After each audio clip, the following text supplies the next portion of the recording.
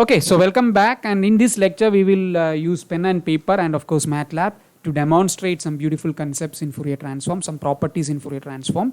And I just want to take a small warning here. I'm not explaining everything from a truly mathematical concept yet.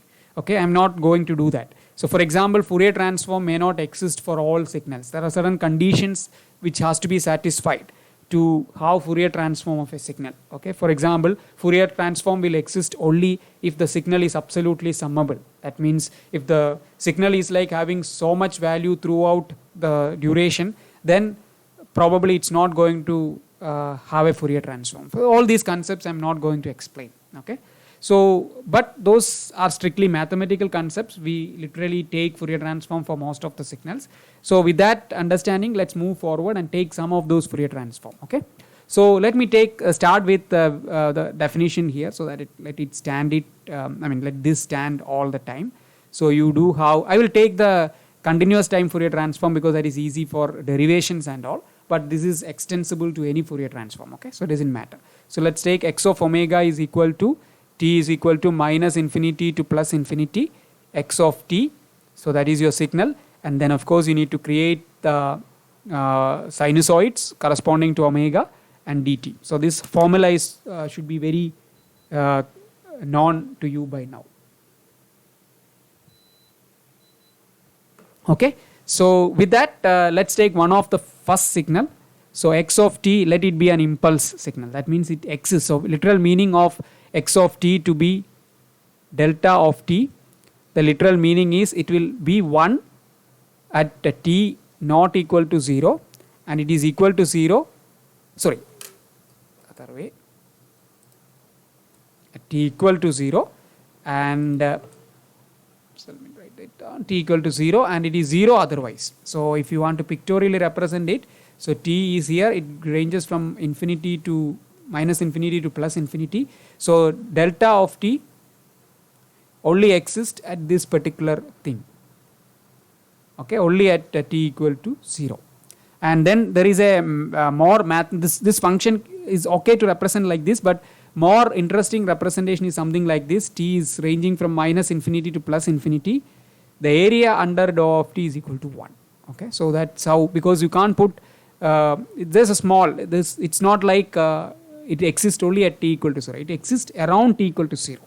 And if I sum that, take the integral, entire thing, it gives to 1. So it's a unit energy signal, you could say. Okay, so all those are strict mathematical definitions. We can only go with this particular thing, this particular expression. So let me just erase this one for you. It's not really needed. And let's actually now take the Fourier transform of this particular thing. So x of omega, I'll put it. So t is equal to minus infinity to plus infinity dou of t e raised to minus omega jt dt. It's very, very simple. Okay, but we know that dou of t exists only for t equal to 0. So that means I don't need to consider minus infinity to plus infinity. I just need to consider only for t equal to 0, which is actually this guy. T equal to 0 if I put here, and then of course the value we know, it is integral over dou of t. So basically this entire thing is 1, we already know, and this e raised to 0 will also become 1. So entire thing will become 1. Oh, this is very interesting. So what does it mean? Just think about it. What does it mean? So the Fourier transform of an impulse function is 1. Wow, it doesn't depend on omega. Wow, what does that mean? It means that it occupies the entire spectrum. So basically if I plot omega, and let's say omega is actually going from minus infinity to plus infinity. So for all omega, it doesn't matter, it is just 1. This is something which people call as white spectrum. White in the sense like it is having all frequencies. So something like white light, right? White light consists of all the components, all the 7 colors. So you don't see that separate. It's like coherent one component, right? Similar to that, when you say a spectrum is white, it means that throughout it exists. There is no single region that it's not existing. All frequencies, it's 1. Okay, so I'm going to change this in a small way, and we will demonstrate after the mathematical derivation. I will demonstrate using MATLAB all these whatever we are talking about. Okay, so don't worry. And now let me actually take a small interesting example which is derived from here. Okay, So now let's say I am not, I'm going to shift this signal in time. So I don't want it to be at t equal to 0. I want this to be at t equal to a. So okay, so this signal exists at t equal to a. Again, everything else remains same. And then of course, this condition is slightly different. It means dou of t is equal to 1 only at t equal to a, and then otherwise. So if that is the case, that means you actually have to, again it exists only at that small amount of time, right, t equal to a only. Otherwise it is actually 0. Okay, so it will have, let's put that. Okay, so in that case this t is equal to becomes a, and then we know that this entire integration will become 1. So I don't need to have an integral, but rather it becomes something like e raised to minus j omega a. This is the meaning of it. So what is the magnitude of this? It is again 1, because it is, I can express this by the Euler's formula. I can express this as cos omega a plus j sin omega a, and the magnitude is basically cos square omega a plus sin square omega a, and you know that this is 1. So that means the spectrum will remain white, but what is the change compared to the earlier case of the impulse at t equal to 0? The only change is actually in the phase, right?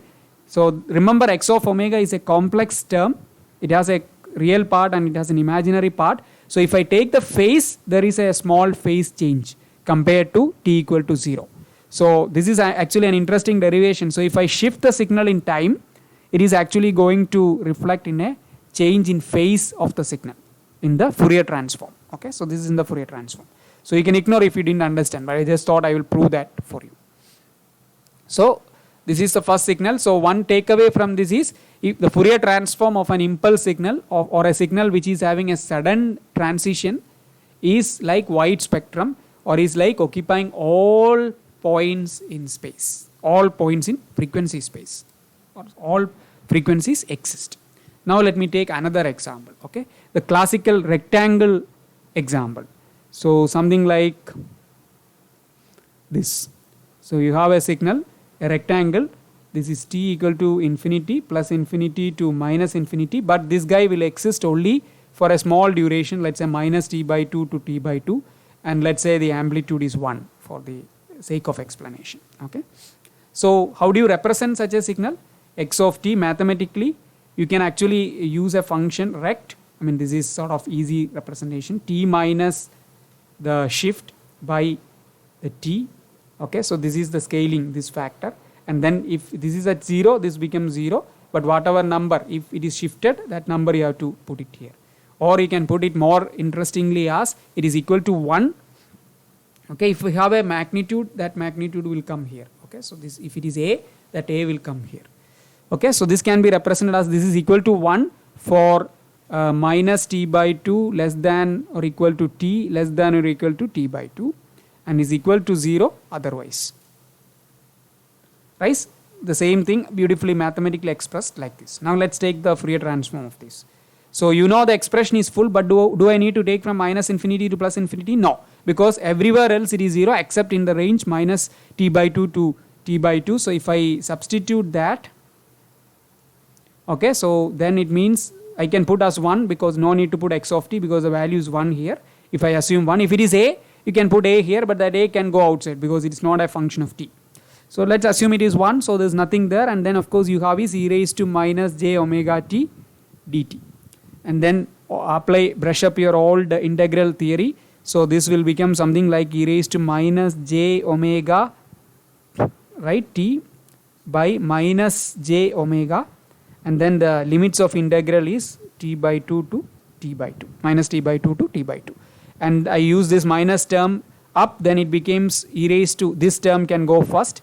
So this will be something like e raised to minus j omega t by 2 minus minus, it becomes plus, minus e raised to minus this t by 2, you put it here, j omega t by 2. This, I hope everyone is comfortable with integral thing, j omega.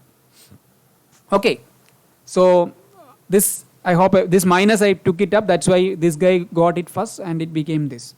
And now this I can simplify further. How? Let me just do that. Okay, so let me drag this to this side. I just wanted to derive that. Sorry. So Euler's formula is e raised to j theta is equal to cos theta plus j sin theta. Ideally I should not derive all this, but I thought if somebody is still not aware of all this, it should be known. Minus j theta is this. Now if I add them together, I get cos theta component out because plus and minus got cancelled. Suppose I subtract this out. So e raised to j theta minus e raised to minus j theta is nothing but 2j sin theta. Right? And then of course sin theta is equal to e raised to j theta minus e raised to minus j theta by sin theta. Okay? So, sorry, what I am doing.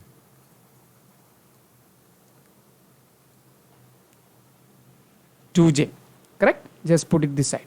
So sin theta is equal to e raised to j theta minus e raised to minus j theta by 2j. Wow, that is interesting. Now let me just quickly move to this side. Okay, so let me just reduce it so that you can see both of them side by side. Okay, so if you see now this thing, this is something similar to this. So theta is something like omega t by 2. That's the meaning of it, right? And then of course this guy is a j term is also there. Omega you can keep it slightly outside. I'm going to do a small trick here. Okay, so something like e j omega t by 2 minus e raised to minus j omega t by 2, let it be there, and then of course this 2j term should be there, and then I'm going to 2, if I need to have a 2 here, I need to have a 2 here as well because they can subtract it, and then I have an omega term here, right? I'm going to do something like this, omega t, and then this 2 I'm going to put it right down here. Okay, so let me remove this, and then since I added a t term here, I need to add the t term here as well. So now just see whether these two are same. So t and t cancels out, so there is no problem, and then omega 2 and 2 cancels out, so there is no problem, it comes back to this. So now if you see over this particular thing, e raised to j omega t by 2 minus e raised to minus j omega t by 2 by 2j is going back to this formula. It is, just drag it up slightly. Okay, so this is basically t sin omega t by 2 by omega t by 2. Okay, is it clear? This I'm sure it should be very clear to you. So this guy by 2j is similar to this formula, that is sin theta, and theta is nothing but omega t by 2. So it will be sin omega t by 2, and then this omega t by 2 will remain that omega t by 2. Then this is something which is very, very interesting, and this is something known as sinc function. Sin theta, okay, sin theta by theta is known as sinc theta. Okay, so this is like sinc of omega t by 2 by, that's all, that's not needed.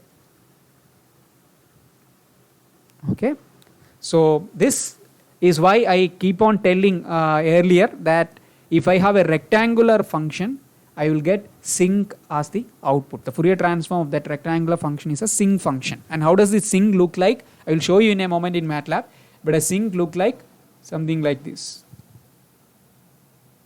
Okay, something like a very significant peak and then it gradually decays down. So now if you go back to the lecture on transducers, and there we had a rectangular aperture, right? The transducer is having a rectangular shape, and then we also observed that we derived the far field beam pattern. We observed that the pattern was like a sinc function, sin theta by theta sort of function, and then we claimed that the function is nothing but the Fourier transform of the aperture, right? So that is the derivation that we had, and that time probably it was vague to you, so please listen to that lecture again. Now it's pretty clear.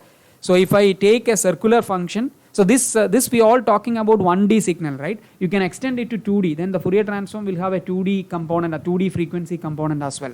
So you will have, instead of one omega, you will have another omega which extends in the other direction. Say for example, one is time dimension and one is space dimension, you will have e raised to minus j omega t, e raised to minus j omega x, that is the meaning, okay? And then dt dx, both you have to do, that's only difference, but you can extend it straightforward.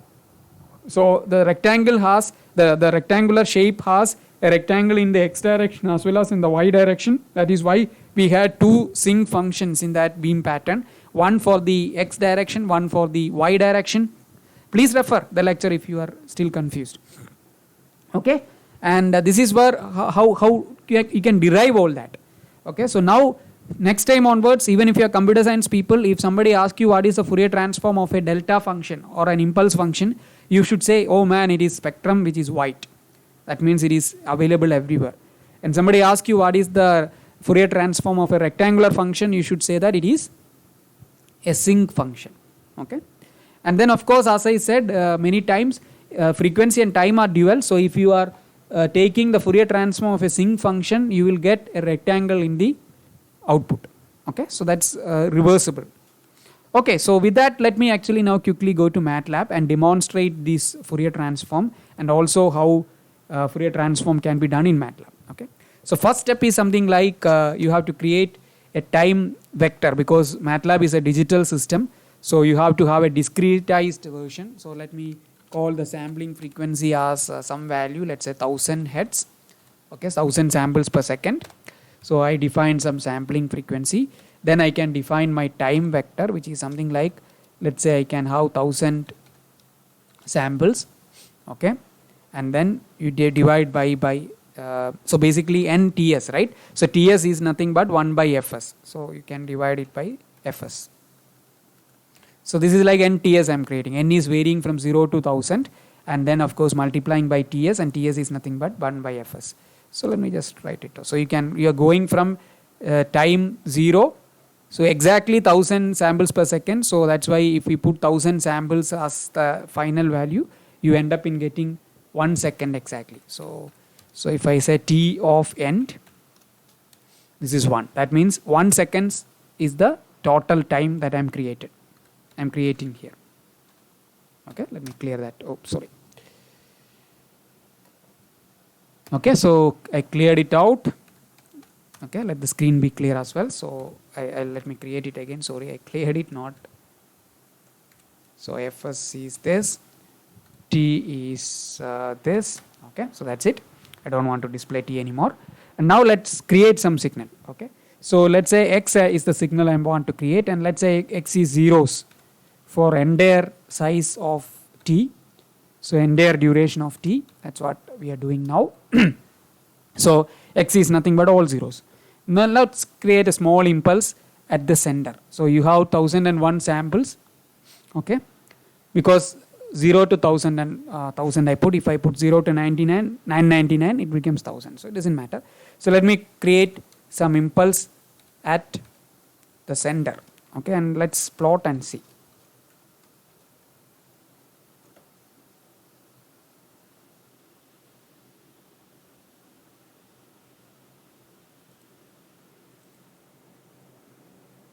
Okay, so totally 1000 samples, 1000 time, and you have an impulse at the center. That's what it meaning is. Now let's plot the FFT also. And one important thing, I think the FFT is the way to plot it, right? So let's actually let me just create it for you. So x is basically FFT of x. You can specify the number of FFT points, the number of frequencies you want. If you don't specify, it takes the same dimension as of your x. So it will be 1000 in this case. So you can see over here x is having real and imaginary part. Okay, so complex signal. Okay, and then now let's actually try to visualize that. We are interested in, so if you have a real and imaginary part, you will have a phase and a magnitude. But most of the time we are only interested in magnitude. So that means plot of ABS of x. Okay, so if I plot this,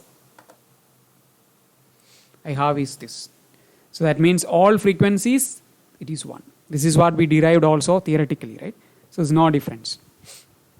Okay, I hope it's clear to you. Okay, so let me actually do it in one shot in subplots. So 1 to 1 is the signal, and then in the other one 1 to 2. Let's give, because we are all engineers, so let's give the x and y axis. So time against x, and then this one is second axis. So this is plot of lin space of 0, fs, fs is small fs. So that is the frequency axis, because I Fs is my sampling, so of course it has to be maintained. So length of Fs, sorry, not Fs, length of x, right, ABS of x. So this will give us a side by side plot. Excellent. So you can see over here the unit impulse, it is full spectrum. Okay, so now let's actually clear the x and x, both of them, because I'm not interested in both of them. And now let me create a rectangle for you. So rectangle also will start with the zeros, and then we will make, instead of just one value, let's actually make some value. So let's say 400 to 600 as 1. So let's visualize that again. Or in fact, let's plot the FFT and then visualize them together, because we already have a nice representation here. So you are actually seeing a rectangle here, right? And then that rectangle is actually the Fourier transform, the magnitude of it. Actually you are expecting a sink, but you are not seeing a sink. Where is that sink gone? Yeah, we have to visualize it from the viewpoint of 0. It gets to minus and plus, just like I explained, right? So the problem is like this is positive. So we need to actually make this as the center, this particular thing as the center, and then view the spectrum from minus Fs by 2 to plus Fs by 2. So for that there is a tool which is actually known as FFT shift. So you have to shift your FFT spectrum to center, but then you have to be careful. If you do that, this has to be not 0 to Fs, this has to be from Fs by 2 minus to Fs by 2 plus. So Fs by 2 minus Fs by 2 to plus Fs by 2. So if you do that, now you have the sink function. So you can see the sink function. So you are not seeing exactly the way I told, because we are plotting the magnitude. So the inverted portion will also come to negative. And you see these are the side lobes for us. If I have a rectangular aperture, if we found that the beam pattern at far field or at the focal point is the Fourier transform of the aperture. So if I take the Fourier transform of the aperture, I get a sink function, and you can see this is the main lobe and this is a side lobe if we treat from a sensor perspective. Okay, so this is the thing. I hope everyone is very clear. So we derived and now we found it also. That's the beauty about it. Okay, so I hope everything is clear. There are some more derivations, okay, which I will actually upload a slide. You can actually take a look at it, and if you have any confusion, you can always come back and we can have a separate discussion around that. Okay, so I'm not going to derive them. So some of these derivations are, let me just quickly show you. So I can already put it. So this is the expression for Fourier transform. Now let's actually shift that signal. X of t is shifted to the right. So it's like you delay the signal by some amount, okay, some amount A. So if I do that, I'll get the signal, if I take the Fourier transform of the shifted signal, you just put that signal in, and then let's say I'm going to put u is equal to t minus a. In that case, t becomes u plus a, and then dt. If I take dt, of course it becomes du because a is a constant. So this entire thing, if I substitute, so I substituted t minus a as u, so then it becomes x of u, and then inside it becomes u plus a because I have to substitute for t, and then we know dt is nothing but du. So this is the expression. And then of course e raised to minus j omega a is a constant. I can put it out, and because it is not a function of your du, and then if I take this out, and then what is this? X of u e raised to minus j omega u du. This is nothing but Fourier transform of x of u, right? Similar to that. So, or you can say x of t, or you can simply represent it something like this. So original signal, its Fourier transform is phase shifted. So basically if you delay a signal in time or in space, the Fourier transform of that is nothing but a phase shifted version of your original Fourier transform. That is the meaning of it. So very important derivation. We will use it many times, particularly when we do beam forming in the Fourier domain. We will come back to this. Okay. So we will come back to this derivation, but please remember this derivation. If there is a time delay or a space delay, it is equivalent to phase shift in Fourier transform. Okay, so that is the meaning. And the reverse is also true. If there is a delay in frequency domain, that is equivalent to a phase shift in the time domain. So please remember that. Okay, so this is quite straightforward. Those who love max has no problem here. Those who doesn't love, I hope there is no confusion here. And now there is a scaling portion. You want to scale your time axis. This is what important, because this is what I was visualizing by, if the signal is extending longer in time, it will be like a single tone in frequency. And if the signal is compressed in time, it will look like a bandwidth in frequency. You remember our concept of axial resolution, where we had a long discussion around it, right? So this derivation is also very simple. So instead of x of t, I am going to scale my time axis. So if a is actually less than 1, this is means like you are going to scale down your x-axis, or rather scale up your x-axis, because 1 by less than 1 means your time axis will be expanded. If a is greater than 1, your time axis will be compressed. That is the meaning of it. Again, the same formula, I am going to substitute u is equal to t by a, then t is equal to u into a. If I take dt, it becomes a into du. Substitute to the formula, you end up in getting this. Okay, and then of course a you can take it out, then this entire thing, if you think this way. So this is like your frequency is scaled by a factor of a, because e raised to j omega t is what we generally see, but then a is a factor here. So you can think of this something like a, the frequency axis is scaled ulta. So here it was in the denominator, here is in the numerator. That's what actually you will end up in getting. So play with this same way as we were doing as I was showing you in the discussion on the axial resolution. So if you expand in time, you compress in frequency. If you compress in time, you expand in frequency. That is what we proven over here. Okay. So I hope the derivation is again not very simple. Understand this concept. The only way to understand this mathematically, probably if you are too good in maths, you will be able to understand it. But if you are not, you try to do it in MATLAB or Python and you try to understand this concept. Okay. But derivation wise, it should be very clear. So here it is denominator, it became numerator. So basically, if you are scaling down here, it will become scaling up here. Because for example, let's take a is equal to 2. So t by 2. So you have scaled your time axis by 2. But then it becomes 2 into omega. Your frequency axis is scaled by 2. So in time you scale down by 2. In frequency you scaled up by 2. Expanded in frequency, downgraded or downsampled in time. Okay, so that's the meaning of it. One more derivation, which is also quite straightforward, which is extremely useful, which is something like convolution in time will become multiplication in frequency. How does that happen? Let's do that. So let's say x convolved by y, I am going to take the Fourier transform of that. So the expression for convolution is something, I think all of you are deep learning guys, so you might have used convolutional neural networks, and this is the way convolution is written. So x convolved with y is something like x of tau into y of t minus tau d tau, and then you range it over the entire time or entire tau duration, because tau is the shift factor. So you vary the tau from minus infinity to plus infinity is as simple as you are shifting your signal y across x of t, x of tau. Okay, so that's the meaning of it. And then you sum it up, so that is the convolution. And then of course the outer one is for the Fourier transform. So then what you do actually is you exchange the variables. So your x of tau and d tau, you can take it out and then you plug in the t terms together. So dt y of t minus tau, because x of tau is independent of t, so you can put it out, so you get something like this. And then of course we know that this one, this guy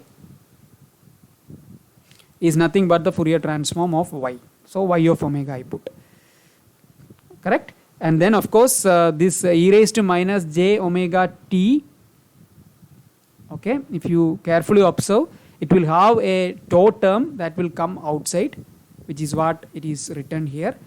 Oh, I think it is also simple. You are actually having y of t, then it would be y of omega, but it is y of t minus tau.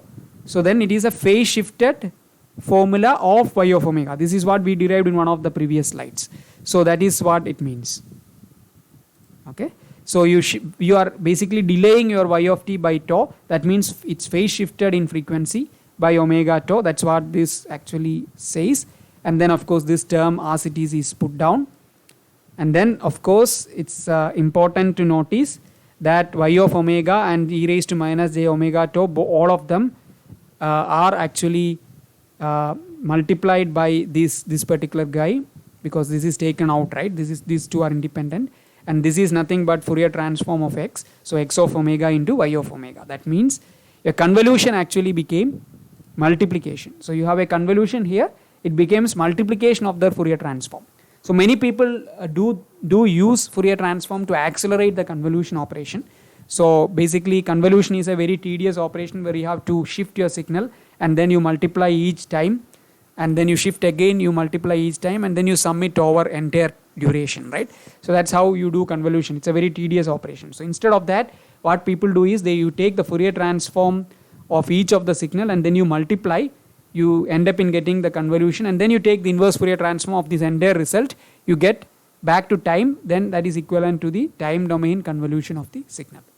So there is no convolution needed actually. You can actually do everything in, so basically the operation is something like you take Fourier transform of x of t, you take Fourier transform of y of t, okay, then you multiply them together, and the result you take inverse Fourier transform, and that is equivalent to x of t convolved by y of t. That is the literal meaning. This is a very powerful tool.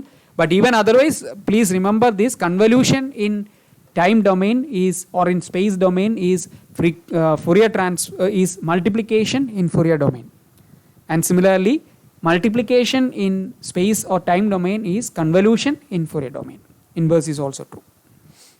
Okay, so that's it. This lecture is also over. I hope you enjoyed it, and if any questions, any comments, please get back to me. Thank you.